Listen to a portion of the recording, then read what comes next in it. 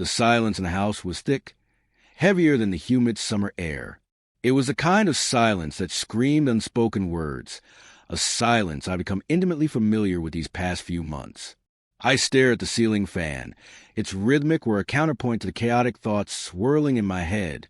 Sarah, my wife of 15 years, was in the shower, the water cascading, a temporary distraction from the unease that had taken root in our lives.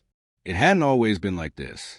We had been the couple people envied, the one with the effortless connection, the easy laughter, the comfortable silences. We had built a life together brick by brick, with shared dreams and unspoken understandings. Or so I thought. Then came the whispers, the late nights at work, the hushed phone calls in the other room, the subtle shift in her demeanor. It was like watching a flower slowly wilt, its vibrant colors fading into a dull, lifeless hue.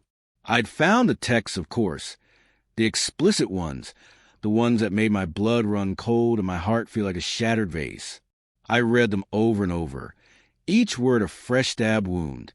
My mind struggled to reconcile the woman I loved with the woman in those messages. The pain was a living thing, gnawing at my insides, threatening to consume me whole. But somewhere beneath the agony, a strange sense of calm had begun to grow. It wasn't forgiveness, not yet, maybe never. It was something more akin to acceptance. Acceptance that the life I had known was irrevocably altered, and I had a choice to make. I could wallow in self-pity, let the bitterness consume me, or I could take control. I decided I would choose the latter. I didn't confront her initially, not outwardly. I became a ghost in our house, observing, learning, formulating a plan. The anger I felt was still there, but it was tempered by a calculated coldness, a strategic precision I didn't know I possessed. I started by creating a digital trail, leaving a breadcrumb of fabricated online dating profiles. Nothing explicit, just suggestive enough, with casual banter and flirtatious emojis. The sort of thing she was doing with someone else, just with me playing the part of the cheater. It was a cruel game. I knew that, but my heart had been so thoroughly fractured that all the pain just seemed to be pushing me toward this darker path. I changed my password on the phone, a simple act that didn't go unnoticed. I watched her from the corner of my eye. She noticed. I saw the flicker of concern, then the feigned indifference, the way she pretended to be occupied with her phone, but still kept her eyes on me. It was pathetic. Her attempts to make me think I was a fool. She was a fool if she thought I was blind. The day I knew the plan was complete was the day she asked if I wanted to go out to dinner. I didn't react. I just nodded slowly, almost reluctantly, which in return made her overly enthusiastic in her response. It was clear she was trying to compensate for her own guilt.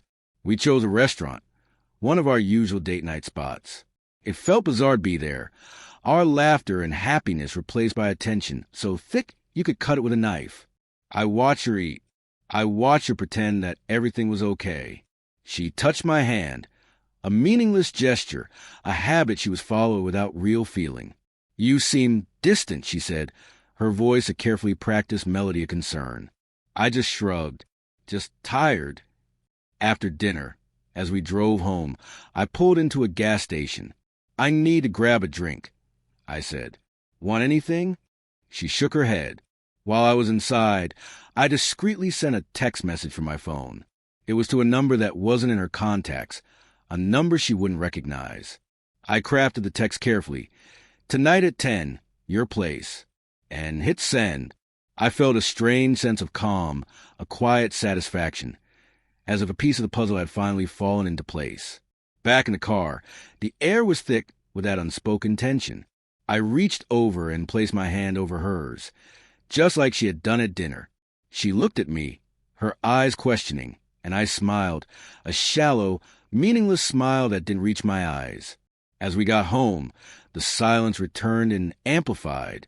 I made my way to the living room while she went to the bedroom. I waited.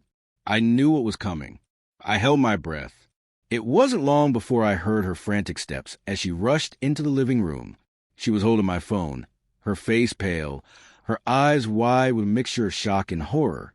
You couldn't," she stammered, her voice trembling. What is this?" she managed, pointing at the text message on my phone. I looked at her, not with anger, not with sadness, but with a detached curiosity, like a scientist observing a specimen under a microscope. "What does it look like?" I asked, my voice low and steady. The color drained from her face, leaving her skin a ghastly white. She began to tremble. But you?" "Yes, me," I said. "I've been experimenting with online dating. It's quite exhilarating. You should try it sometime." I wanted to say more. I wanted to unleash the torrent of pain, anger, and betrayal that had been boiling inside me. But I held back. I didn't want to give her the satisfaction. She looked like a cornered animal, her eyes darting from my face to the phone in her hand. I don't understand," she whispered.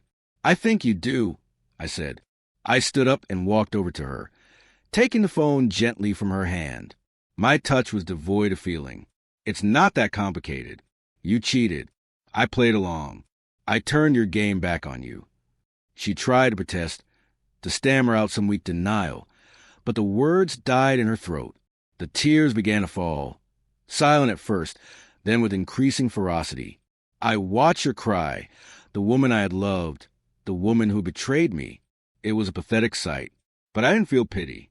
I felt something else, something cold and sharp, like a shard of glass. You're doing this to me," she finally managed to gasp. "No, Sarah," I said. "You did this to yourself." I turned and walked to the bedroom, leaving her sobbing in the living room. I packed a bag, methodically, carefully, as if packing for a business trip. I didn't look back. I didn't offer a word of comfort. There was nothing left to say. I was done. I walked out the door, leaving behind the life I had known, the life we had built. I left behind the house, the memories, the wreckage of our marriage. I left behind the woman who had shattered my heart and thought she would get away with it. I stepped outside into the night, the cool air a welcome balm on my skin. In the months that followed, I learned how to live again, how to breathe again, how to be myself again. I moved to a new city, found a new job, and started over. It wasn't easy, but with each step I felt a sense of liberation, of freedom. I was no longer defined by her actions, by her betrayal. I was free to write my own story, to choose my own path. I never saw her again. I never heard from her again. But every now and then, when the silence descended, I'd remember the look on her face, that moment of realization as she looked at my phone, that look of sheer terror and disbelief, and a small, almost imperceptible smile would grace my lips. It wasn't the smile of someone who was happy, but of someone who had finally found peace.